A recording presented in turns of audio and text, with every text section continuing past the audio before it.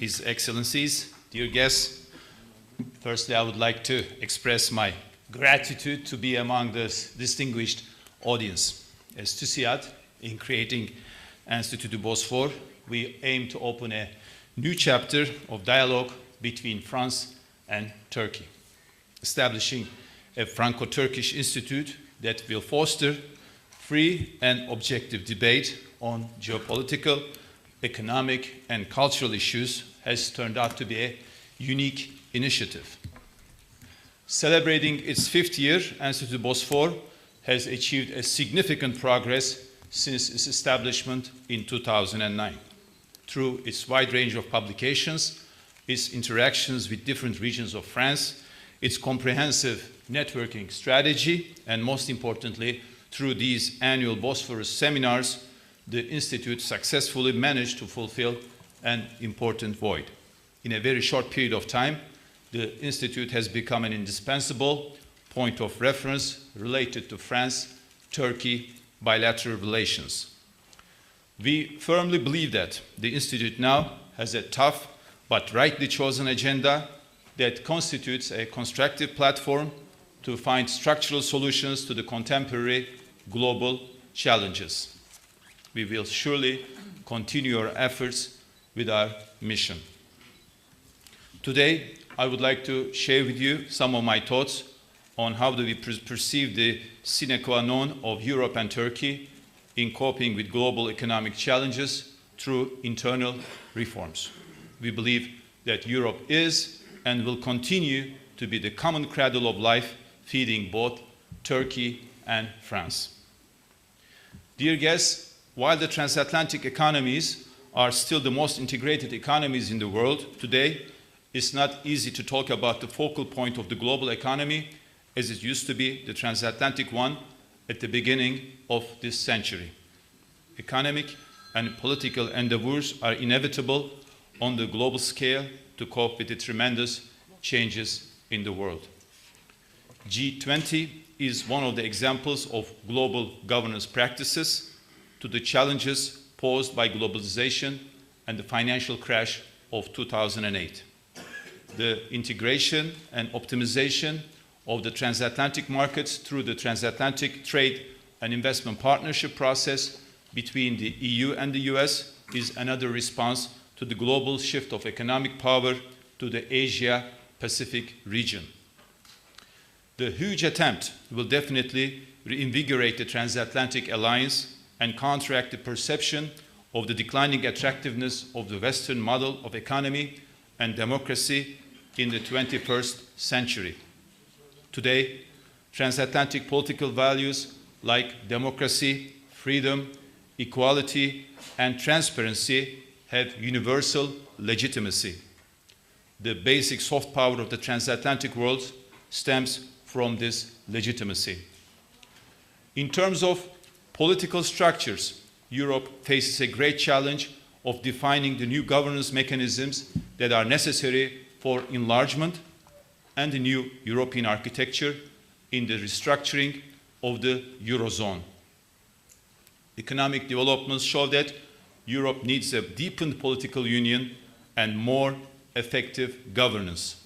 It also needs to adapt a more innovative, flexible, and efficient system.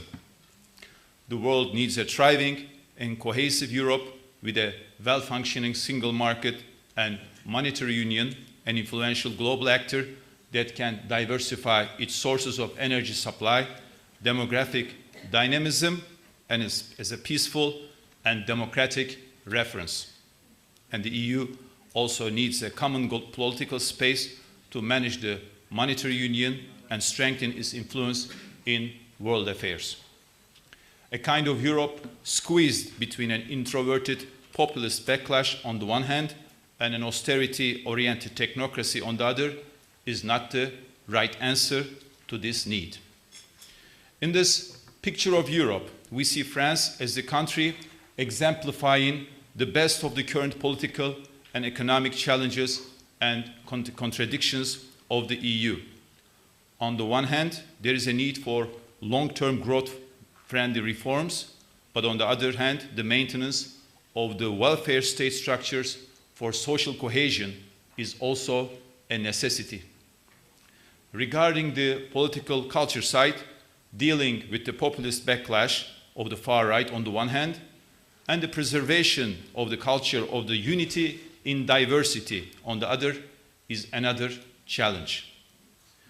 The rise of Euroscepticism with Germany and the UK, alongside with Germany and the UK, is another problem against the EU principle of community solidarity and integration. The EU project has been the most successful and comprehensive supranational response to the challenges of globalization. The EU should move forward in its integration process by addressing its structural dysfunctionalities, socio-economic disparities, divergent levels of competitiveness, and democratic deficit that resulted in the dissatisfaction of its citizens. It should also preserve the enlargement perspective towards its east.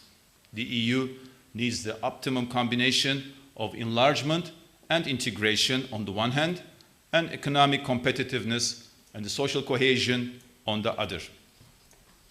With the new Parliament, with the new European Parliament in place and the European Commission in the process of composition, there is an opportunity to give the process of European integration a new momentum. The EU needs to tackle its weaknesses in a decisive manner. Business as usual will not be a credible option. Strong leadership and close cooperation between the political and economic actors are indispensable to increase the EU's institutional capacities so as to enhance its overall legitimacy. TÜSİAD is also undertaking a comprehensive study on the new architecture of the EU in collaboration with our counterpart organizations in Germany, Poland, and Switzerland.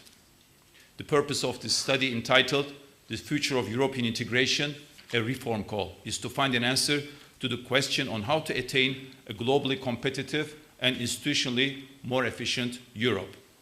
This study aims to demonstrate our common vision and determination to provide structural analysis of the future of European integration. We are convinced that this study will drive the direction of the European reform discussion in the years to come.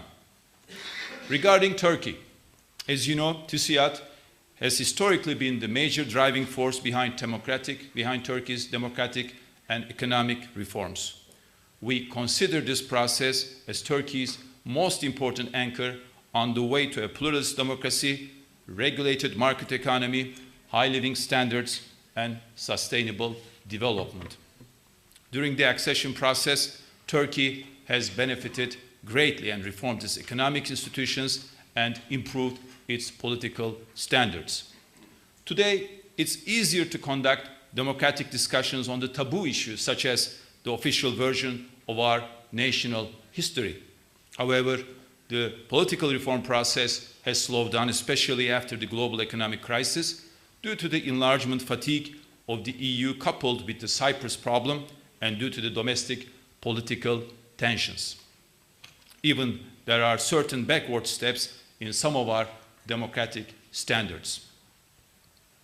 Copenhagen criteria remains the main benchmark for Turkish democracy. The view that there is a trade-off between high growth and democracy, inspired with the rise of East Asian-style capitalism in favor of autocratic and sometimes populist and personalized governance that sacrifices democratic freedoms in exchange for consumption and welfare, should be irrelevant for Turkey as an acceding country to the EU. However, we are concerned with the perception that Turkey and the EU's paths have diverged. Turkey's activist foreign policy towards its neighbors and its soft power within its region in recent years was the result of its secular democratic system and the ongoing EU membership perspective. Turkey's situation of an emerging power with a relatively high economic growth is not inconsistent with EU's democratic values, and that there is not a serious alternative to the EU membership. The US's strategic pivot to Asia the Ukrainian crisis and the escalating tension with Russia, as well as this turmoil in Syria and Iraq, where both civil and proxy wars coexist, show us that a stronger Europe in the global scene is needed for the region and the world. We also believe that with Turkey, the EU could play a much more important role in global affairs. We all know that sooner or later, the European Union will get over its current economic crisis. When it does, its strategic and security challenges will be the same. The EU will still ask for a secular and stable Turkey that sees its interests as common with those of the West in general and the EU in particular. Turkey will continue to be an important energy corridor, an economic hub, and an economic as well as political magnet for the regions surrounding it. So the reinvigoration of the accession talks is a must. There are some promising developments, like the announcement of a new target date as 2023 for becoming member to the EU, and to this end adopting a new EU strategy by the Turkish government, as well as the preparation of a new national program for the adaptation calendar of the EU acquis. We believe that the EU side should take these developments in a positive manner and open new chapters. The support of France for the progress of accession talks is crucial for Turkey's relations with the EU. In this sense, we call on the French government to release all the unilaterally blocked chapters on the grounds that they are related to full membership.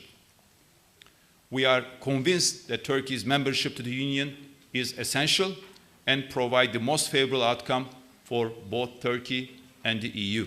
Together, we can make the Union a more comprehensive and competitive partner in the new world economic order. Institut du Bosphore, as a France-Turkish think tank, has a rightly chosen agenda to contribute to the discussions around global problems, European construction, and the positions of France and Turkey within this configuration. With these considerations in mind, I would like to thank all of the participants of today's seminars. Thank you all very much.